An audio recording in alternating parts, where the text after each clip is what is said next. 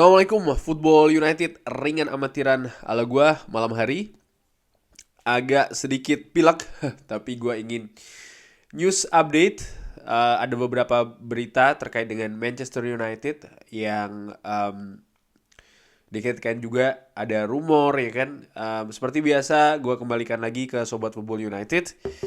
Mau percaya, mau tidak, di sini gua hanya menyampaikan saja ya. Tentunya nanti juga akan gue beri komentarnya. Oke, sumber kali ini gue nggak banyak-banyak gue ambil dari Twitter, tapi akunnya terbatas ya. Langsung aja di kabar pertama ini dari MUFC MPB. Joe Felix ini dikabarkan sekarang ini tersedia di market, dan Manchester United ini dikabarkan berlanjut menunjukkan berminat ya untuk mendatangkan Joe Felix. Kalau menurut gue nggak tahu ya, gue kok masih belum yakin dengan ini pemain kalau akan oke, katakanlah Erik ten Hag. Oke, faktor Erik ten Hag disingkirkan dulu ya. Artinya ya gue tahu sih kalau Erik ten Hag memang merekomendasikan ya berarti oke. Cuman maksud gue faktor Erik ten Hag-nya kalau seandainya disisihkan dulu, ringan amatiran ala gue melihat Joe Felix pemain bagus, tapi gue nggak melihat dia ini kayak cocok gitu ya di Liga Inggris dengan amatiran sih. Ini kayak Solny Guest gitu ya, yang pada saat itu dikatakan wah ini akan cocok bla bla bla ke Chelsea, ternyata tidak. Gue pernah ngelihat Solny Guest ketika pertandingan persahabatan antara Feyenoord menghadapi Atletico Madrid. Kebetulan gue nonton langsung di stadion, dan gue tidak impress sih dengan, atau tidak kagum gitu ya dengan Solny Guest. Dan Joe Felix pun juga demikian menurut gue. Kayak ada satu bagian yang kayak kurang yakin. Gue kurang yakin sih sama ini pemain. Sekalipun juga banyak ya dilabelin kalau dia ini memang pemain yang bertalenta ya. Manchester United dikabarkan akan memberikan perpanjangan kontrak ke Alejandro Garnacho secepatnya. Sudah bernegosiasi, dan Garnacho ini dikabarkan juga menjadi prioritas ya. Menurut gua sih ya dengan apa yang ditunjukkan, artinya di atas lapangan ya, Alejandro Garnacho ini ya memang calon pemain bintang. Mudah-mudahan dia bisa konsisten, nggak berbuat yang aneh-aneh ya, dan juga harus bersikap dengan baik. Artinya bersikap dengan baik ini ya dia ini masih muda gitu loh, dan masih masa depannya masih panjang. Jadi dia harus terus belajar, jangan cepat berpuas diri, dan konsentrasi di sepak bola. Karena di Manchester United banyak contoh pemain muda itu besar di Manchester United dan akhirnya berhasil. Tapi banyak juga pemain bertalenta di Manchester United juga yang akhirnya gagal ya, karena salah langkah menurut gue. Mudah-mudahan Alejandro Garnacho ini tidak demikian. Zidane Iqbal memberikan komentar, ketika saya masih muda, ayah saya ini kurang lebih banyak melihat ya di YouTube ini video tentang Zinedine Zidane di rumah. Saat ini saya sering melihat Frenkie de Jong. Jadi Zidane Iqbal ini melihat ke Frenkie de Jong. Wah, ini juga menarik. Jadi kayak mungkin idola atau bahkan inspirasi dari seorang Zidane Iqbal. Ya, Frenkie de Jong pemain bagus kalau di atas lapangan, maksud gue pemain berteknik tinggi, salah satu gelandang terbaik yang dimiliki oleh Belanda menurut gue dalam jangka waktu yang cukup panjang ya. Artinya ya pemain ini bertalenta.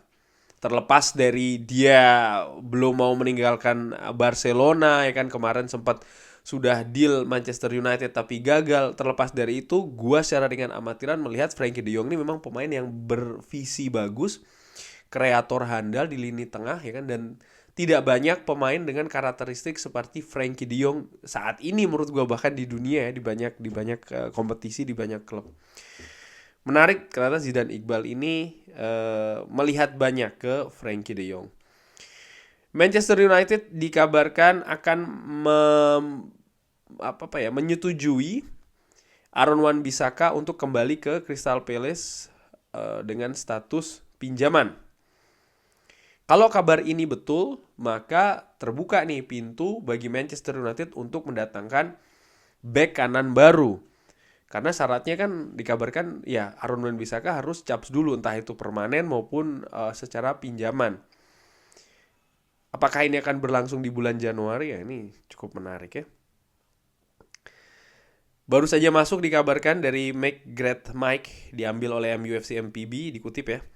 Manchester United ini mengamati situasi dari Dusan Vlahovic. Wow.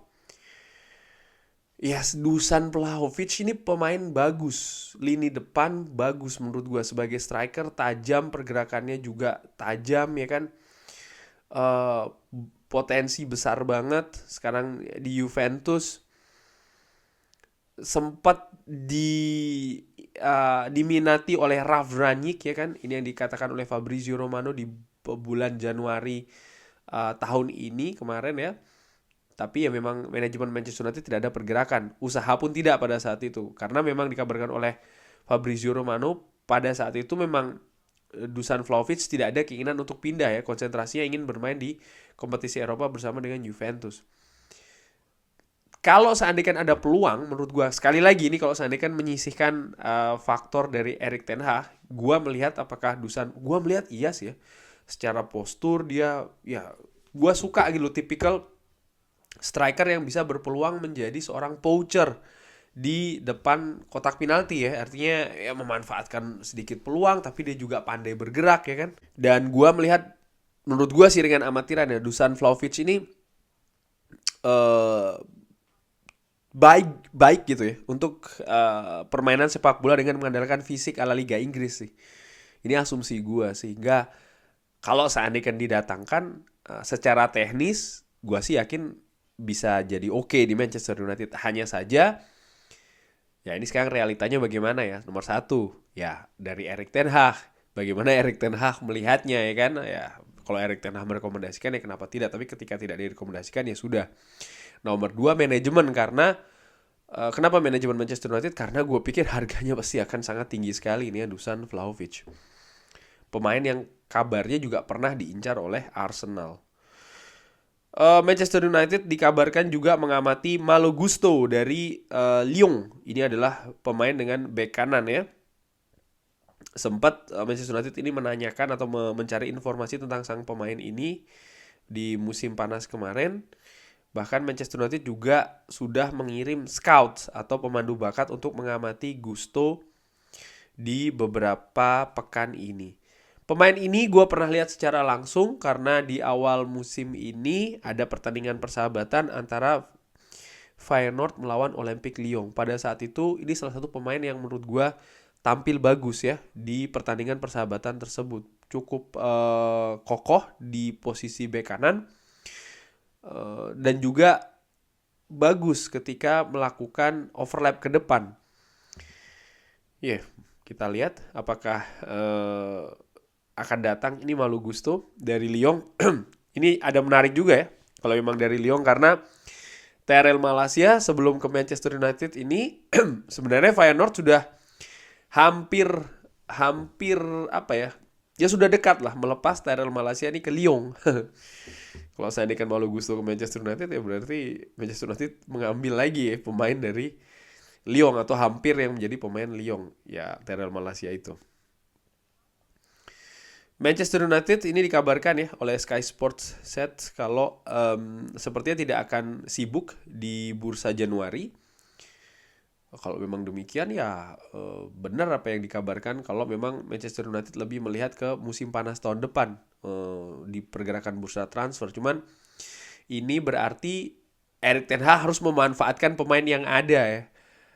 Utamanya lini depan, di mana lini depan menurut gue saat ini menjadi lini yang bermasalah bagi Manchester United. Kalau tidak ada pemain baru yang datang ya, wah, ya harus memanfaatkan pemain yang ada, dan menurut gue ini merupakan tantangan yang besar bagi Erik ten Hag. Manchester United dikabarkan ini berminat ya ke center back Inter Milan Skriniar. Bahkan sudah ada kontak dengan perwakilannya di beberapa pekan ini. Sang pemain sendiri kontraknya akan berakhir di musim panas tahun ini. Wow. Gua nggak melihat Manchester United akan memperkuat posisi bek tengah ya dengan kedatangan musim ini Lisandro Martinez. Artinya lini belakang ini kan kedatangan dua pemain, Tyrell Malacia dan juga Lisandro Martinez. Lalu lini tengah pun juga demikian.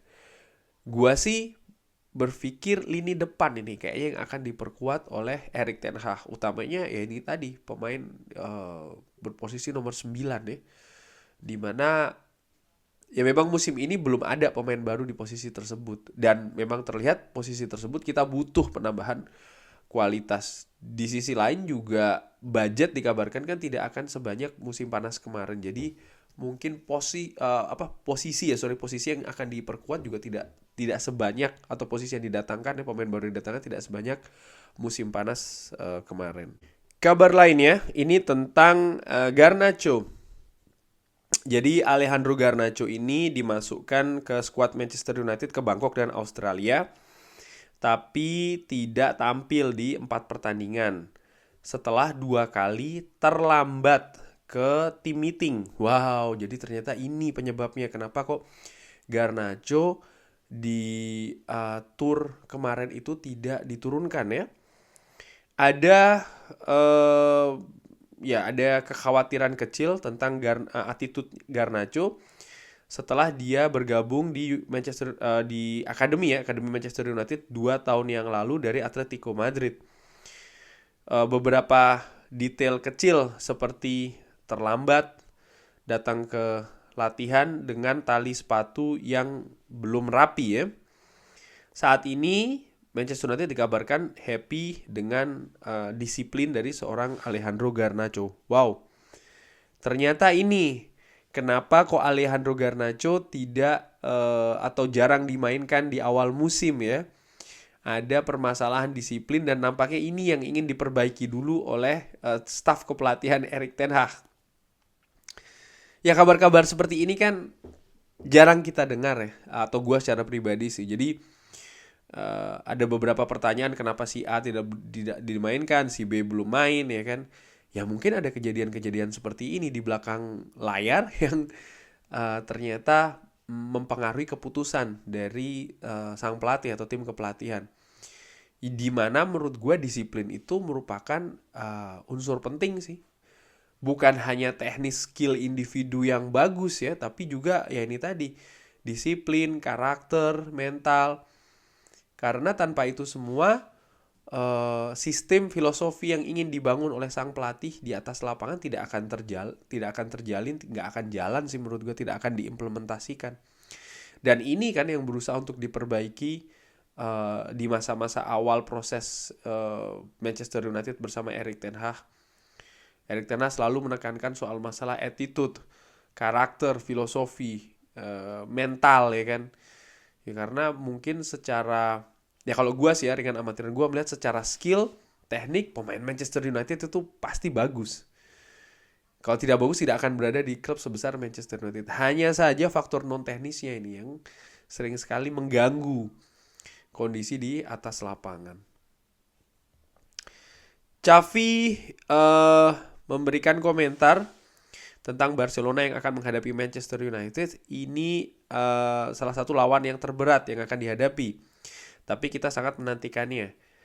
Tentu saja ada sisi histori dan mereka telah tumbuh banyak di bawah Ten Hag. Mereka punya banyak pemain bagus. Ini merupakan undian terburuk yang bisa kita dapatkan. Sekali lagi tidak beruntung. Wow, jadi Xavi sendiri pun juga menganggap pertandingan menghadapi Manchester United ini bukan sesuatu yang menyenangkan ya, artinya ada tantangan besar di sana. Ya, Manchester United pun juga melihatnya demikian sih. Paling tidak gua ya melihat Barcelona di Liga Champions mungkin tidak mampu lolos ke babak selanjutnya, tapi bagaimanapun kualitas sih tetap ada di sana. Harus diwaspadai. Manchester United juga selama ini kalau menghadapi tim dari Spanyol sering sekali berakhir tidak baik ya. Jadi menurut gua ini laga yang berat sih buat Manchester United.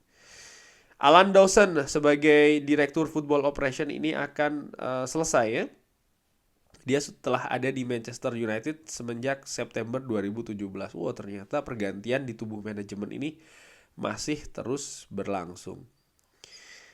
Ini juga kabar menarik ya, Manchester United ini dikabarkan tertarik untuk mendatangkan pemain Bayern Munchen Maxim Choupo-Moting. Wow, karena dia akan bebas kontrak.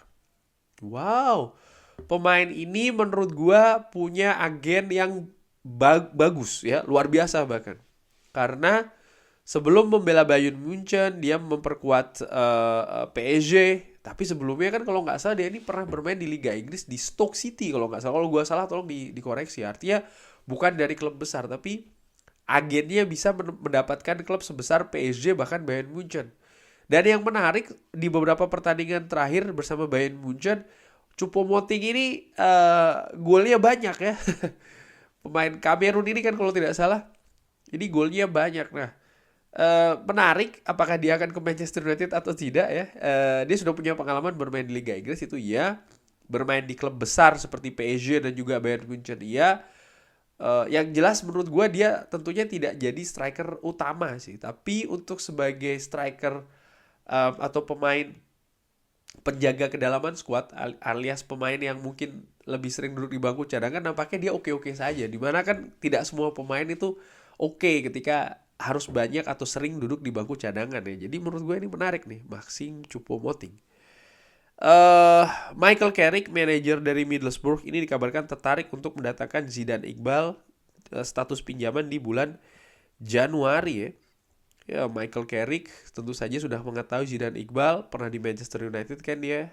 Sementara Zidane Iqbal juga pemain dengan potensi yang besar dan menurut gua butuh menit bermain yang lebih banyak lagi, sehingga ya kenapa tidak sih. Cuman yang jelas kalau seandainya Zidane Iqbal jadi pinjaman ke Middlesbrough, bagus dari sisi pemain, bagus bagi Manchester United, tapi ya harus dijaga nih kedalaman skuadnya, artinya harus ada yang menggantikan. Nah ini siapa gitu ya, karena ya kita butuh sih pemain yang menjaga kedalaman squad. Sekalipun juga Zidane Iqbal sampai dengan sejauh ini menit bermainnya nggak banyak-banyak banget ya bersama Manchester United. Oke, kurang lebih demikian news update kali ini. Ngobrol ringan juga ya. Gua kasih pendapat ringan amatiran ala gua. Bagaimana menurut Sobat Football United beberapa kabar tadi? Ada yang ingin dikomentari? Drop di kolom komen seperti biasa. Terima kasih sudah menyaksikan. Jangan lupa like, subscribe, sholat. Wassalamualaikum warahmatullahi wabarakatuh.